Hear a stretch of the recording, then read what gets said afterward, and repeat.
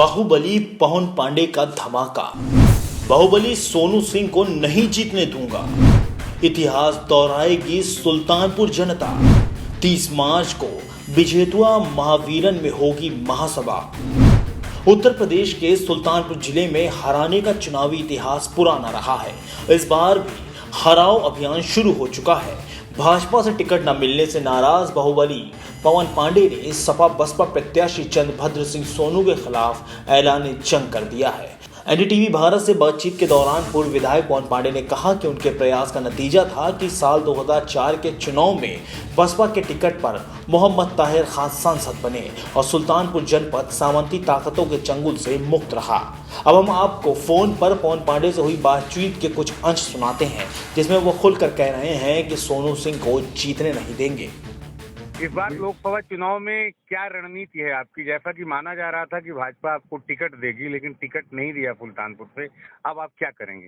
देखिए, राजनीति तो एक समाज सेवा के लिए है और जो परिस्थितियां सुल्तानपुर में हैं जी, और जिन परिस्थितियों में मेरा उद्भव हुआ है उसे मैं पद की लड़ाई नहीं लड़ रहा हूँ जी। मैंने हमेशा यहाँ सामंतियों के विरोध में समाज सेवा किया है और अंतिम पंक्ति में बैठे हुए व्यक्ति की भी सहायता करना चाहता हूँ जी। तो अब मुझे ये देखना है कि जो गठबंधन के प्रत्याशी हैं वो अपने पैसे के दम पर इस सीट को छीनने के लिए आए हैं।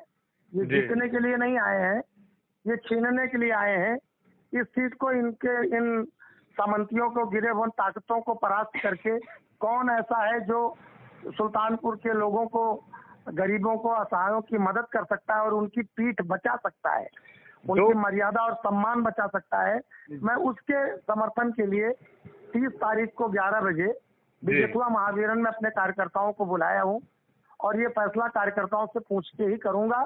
लेकिन यह निश्चित है कि गठबंधन के प्रत्याशी को हराने के लिए मैं किसी की भी मदद कर सकता हूं, दोनों प्रत्याशियों में।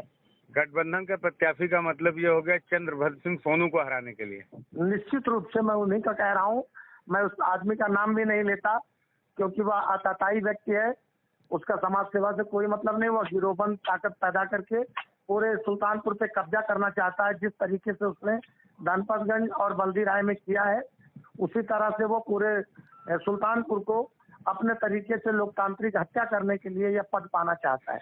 क्या बात है, ये आपकी भाफा कमला देवी भी बोलती हैं कि धनपतगंज और मायंग की तरह पूरे जिले पर जो भी पीड़ित होगा पाठक जी, वो ये भाषा बोलेगा।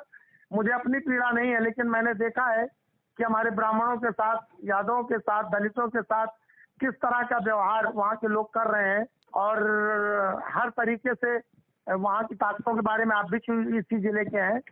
तो मैंने इससे पहले भी एक बार संजय सिंह की मदद मैंने इसी बेस पर किया था, जब यही ताकतें दूसरे हिसाब से हमारे ऊपर चढ़ाई की थी। और जब तक इनको नस्तनाबूत नहीं कर दूंगा तब तक सुल्तानपुर में मैं लड़ाई लड़ता रहूंगा। मुझे अपने पद की चिंता नहीं है। मुझे जो इनको हराता होगा उसके साथ मेरे कार्यकर्ता कहेंगे, मैं पूरे जोर शोर से तन मन धन से समर्पित होकर काम करूंगा। पांडे जी, हम ये कह सकते हैं कि 2004 का इतिहास फिर रिपीट होगा कि जिसमें नारा था जिताओ नहीं बल्कि हराओ अभियान आपने नारा दिया था, और जिसमें कैप्टन सतीश शर्मा और शैलेंद्र सिंह हार गए थे चुनाव और ताहिर खान जीत गए थे। ऐसी परिस्थितियां क्या फिर बनेंगी? ये परिस्थितियां कई बार आई हैं, नई बात नहीं है। आप 1999 में जब सतदेव सिंह का पर्चा खारिज हुआ जी, उस समय मैंने निर्दल पर्चा दाखिल किया था और तीसरे स्थान पर मैं था। हाँ, आपको 1,33,000 वोट मिला था उसमें जी। और तब से निरंतर मैं यहाँ पर हूँ और तमाम तरीके के षड्यंत्र किए गए। उसके बाद जब मुझे राजनीतिक दल टिकट नहीं दिए, मुझे समझ में आया कि बिना राजनीतिक दल के मैं यहाँ सफल नहीं होऊंगा, तो मैंने राजनीतिक दलों का समर्थन करना शुरू किया। ताहिर और संजय सिंह उसी में चुनाव जीते और ये संख्या लगभग 2 लाख के करीब हमारे साथ है जी। और मैं इसे सदुपयोग करके इन सामंती ताकतों को परास्त करने के लिए अपने तन मन धन से लग करके दोनों प्रत्याशियों में जो भी प्रत्याशी मजबूत मुझे दिखाई पड़ेगा और मेरा कार्यकर्ता कहेगा और जो सम्मान कर सकेगा, हमारे कार्यकर्ताओं की रक्षा कर सकेगा, मैं उसके साथ जाऊंगा।